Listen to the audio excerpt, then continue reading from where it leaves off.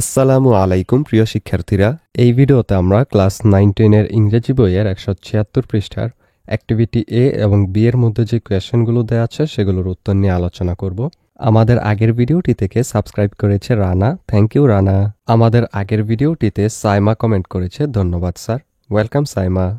এর মধ্যে রয়েছে একটা কোয়েশ্চেন, বি এর মধ্যে রয়েছে একটা টেক্সট। প্রথমে আমরা এর কোয়েশ্চেনটার উত্তর দেখব, এরপর বি এর মধ্যে যে টেক্সটটা আছে ওইটার লাইন বাই লাইন অনুবাদ এবং উচ্চারণ দেখব। তাহলে চলো এর অ্যান্সারটা আমরা দেখে নিই। এর মধ্যে বলা হয়েছে pair work, read the words in the box, which of the words are related to energy. জোড়ায় কাজ, বাক্সের শব্দগুলো পড়ো, কোন শব্দগুলো শক্তির সাথে সম্পর্কিত। এটার অ্যান্সার আমরা লিখব শক্তির সাথে সম্পর্কিত শব্দগুলো হলো অথবা ওয়ার্ডস রিলেটেড টু এনার্জি আর এই ফিউল বা জ্বালানি, অয়েল তেল, গ্যাস, এরপর সান সূর্য, উইন্ড বায়ু, তারপর ওয়াটার পানি, এরপর হলো কোল কয়লা। এইটুকু প্রথমটুকুর আনসার শেষ। কিন্তু এরপর আরও একটু কোয়েশ্চেন করা হয়েছে। এখানে বলা হয়েছে now underline the odd word in each column that doesn't belong to the group, then compare with your partner, check the meanings of the new words in a dictionary. এখন প্রতিটি কলামে থাকা বেমানান শব্দটি দাগ দাও যা দলের সাথে সঙ্গতিপূর্ণ নয়, তারপর তোমার সঙ্গীর সাথে তুলনা করো। নতুন শব্দগুলোর অর্থ অভিধানে বা ডিকশনারিতে দেখে নাও। চলো আমরা এটার উত্তরও দেখে নিই। কলাম অনুযায়ী বেমানান যে শব্দগুলো বা odd word in each column, এখানে প্রথম যে কলামটা দেয়া আছে ফিউল অয়েল গ্যাস সয়েল, এখান থেকে বেমানান শব্দটি হলো সয়েল অর্থাৎ মাটি। এর কারণটা কি? কারণটা হলো ফিউল অয়েল এবং গ্যাস সরাসরি জ্বালানি বা শক্তির উৎস, আর সয়েল বা মাটি সরাসরি শক্তির উৎস নয়, যদিও এটি উদ্ভিদ জন্মানোর মাধ্যমে পরোক্ষভাবে জৈব জ্বালানিতে ভূমিকা রাখতে পারে, তবে অন্যগুলোর মতো সরাসরি রাখতে পারে না। এই কারণে এখানে বেমানান ওয়ার্ডটা হলো সয়েল, এটাতে তোমরা নিচে এখানে দাগ দিবে। এরপর দ্বিতীয়টা কলাম 2 এর মধ্যে বেমানান শব্দটা হলো ওয়াটারফল বা জলপ্রপাত। কেন? এর কারণটা হলো ডেজার্ট ফরেস্ট এবং ভ্যালে হলো বিভিন্ন ধরনের ভৌগোলিক এলাকা বা ভূখণ্ড, আর ওয়াটারফল বা জলপ্রপাত একটি নির্দিষ্ট প্রাকৃতিক বৈশিষ্ট্য যা এসব এলাকায় থাকতে পারে, কিন্তু এটি নিজে একটি এলাকার ধরন নয়। এই কারণে এইখানে আমরা দাগ দিব হলো এই ওয়াটারফলের মধ্যে। এরপর কলাম 3 এর মধ্যে বেমানান শব্দটি হলো সাইন। সাইন মানে হলো চিহ্ন। এর কারণ হলো ফসিল, রেলিক এবং রিমন্যান্ট সবগুলোই অতীতের কোনো কিছুর ধ্বংসাবশেষ বা টিকে থাকা অংশ বোঝায়। সাইন বা চিহ্ন সম্পূর্ণ ভিন্ন অর্থ বহন করে, এটি কোনো কিছুর নির্দেশক বা প্রতীক। এই কারণে এখানে বেমানান ওয়ার্ডটা হলো সাইন, এটাতে আমরা নিচে দাঁড়িয়ে দেব।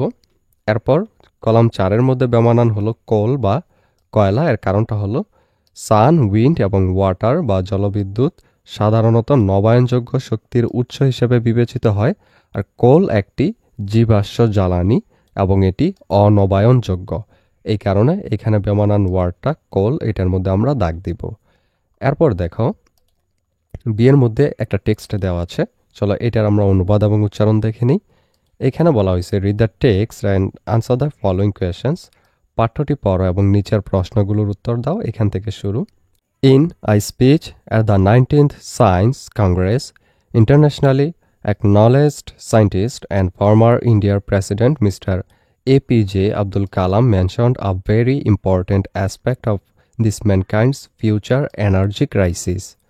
90তম বিজ্ঞান কংগ্রেসে দেওয়া এক ভাষণে আন্তর্জাতিকভাবে স্বীকৃত বিজ্ঞানী এবং ভারতের প্রাক্তন রাষ্ট্রপতি জনাব এপিজে আব্দুল কালাম মানবজাতির ভবিষ্যৎ শক্তি সংকটের একটি অত্যন্ত গুরুত্বপূর্ণ দিক উল্লেখ করেছিলেন। He pointed out that the era of wood and biomass has almost come to an end. তিনি উল্লেখ করেছিলেন যে কাঠ এবং জৈব বস্তুপুঞ্জের যুগ প্রায় শেষের দিকে। The age of oil and natural gas would soon be over within the next few decades. আগামী কয়েক দশকের মধ্যেই তেল ও প্রাকৃতিক গ্যাসের যুগ শেষ হয়ে যাবে। Massive burning of world's coal reserves may lead to a worldwide ecological disaster because coal burning emits the highest amount of carbon in the atmosphere. বিশ্বের কয়লার ভাণ্ডারের ব্যাপক দহন বিশ্বব্যাপী পরিবেশগত বিপর্যয়ের কারণ হতে পারে, কারণ কয়লা দহন বায়ুমণ্ডলে সর্বাধিক পরিমাণে কার্বন নির্গত করে। So according to Kalam, the only solution that mankind can look to is the massive use of solar energy in future because it has some advantages over other forms of renewable energies. তাই কালামের মতে ভবিষ্যতের একমাত্র সমাধান যা মানবজাতি দেখতে পারে তা হল সৌরশক্তির ব্যাপক ব্যবহার, কারণ অন্যান্য নবায়নযোগ্য শক্তির তুলনায় এর কিছু সুবিধা রয়েছে। Now, why has Kalam put so much importance to the issue of energy? এখন কালাম কেন শক্তির বিষয়টিকে এত গুরুত্ব দিয়েছেন? The energy sources have always been a major factor of change throughout history. শক্তির উৎসগুলো ইতিহাসে সর্বদা পরিবর্তনের একটি প্রধান কারণ হয়ে দাঁড়িয়েছে। The world's petroleum consumption has increased from 3 billion barrels annually in 1930 to 37 billion barrels annually today. বিশ্বের পেট্রোলিয়াম ব্যবহার 1930 সালে বার্ষিক 3 বিলিয়ন ব্যারেল থেকে বেড়ে আজ বার্ষিক 37 বিলিয়ন ব্যারেলে দাঁড়িয়েছে। In the next quarter century, the world's population is expected to be about 8 billion, which is 30% higher than today. আগামী সেকি শতাব্দীতে বিশ্বের জনসংখ্যা প্রায় 8 বিলিয়ন হবে বলে আশা করা হচ্ছে, যা আজকের চেয়ে 30% বেশি।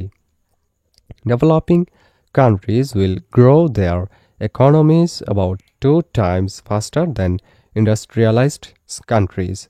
উন্নয়নশীল দেশগুলো শিল্পোন্নত দেশগুলোর চেয়ে প্রায় দ্বিগুণ দ্রুত তাদের অর্থনীতির প্রবৃদ্ধি ঘটাবে। Global economic growth is expected to continue at 3% per year. বিশ্ব অর্থনীতির প্রবৃদ্ধি বছরে 3% হারে অব্যাহত থাকবে বলে আশা করা হচ্ছে। Consequently, the global demand for energy will grow at about 1.7% per year on an average. ফলস্বরূপ বিশ্বব্যাপী শক্তির চাহিদা বছরে গড়ে প্রায় 1.7% হারে বৃদ্ধি পাবে। It indicates a 50% rise of energy consumption by 2030. এটি 2030 সালের মধ্যে শক্তি ব্যবহারের 50% বৃদ্ধির ইঙ্গিত দেয়।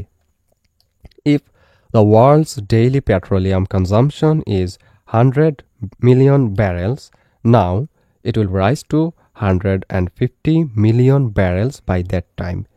যদি বর্তমানে বিশ্বের দৈনিক পেট্রোলিয়াম ব্যবহার 100 মিলিয়ন ব্যারেল হয়, তবে সেই সময়ের মধ্যে এটি 150 মিলিয়ন ব্যারেলে উন্নীত হবে।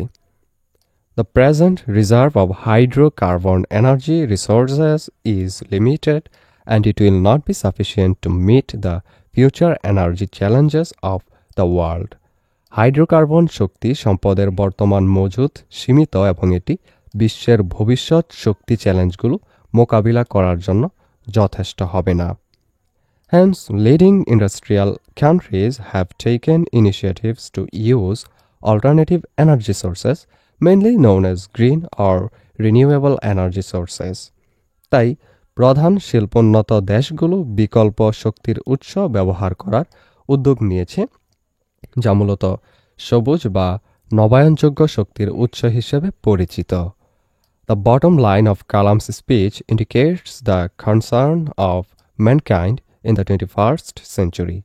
কালামের ভাষণের মূল বিষয় একবিংশ শতাব্দীতে মানবজাতির উদ্বেগকে নির্দেশ করে। এই ভিডিওটি এই পর্যন্তই। পরবর্তী ভিডিওতে আমরা 177 পৃষ্ঠার অ্যাক্টিভিটির মধ্যে যে কোয়েশ্চেনগুলো দেওয়া আছে সেগুলোর উত্তর নিয়ে আলোচনা করব, লাইন বাই লাইন অনুবাদ এবং উচ্চারণ সহ। সেই ভিডিওটি পেতে হলে চ্যানেলটিকে সাবস্ক্রাইব করে রেখো।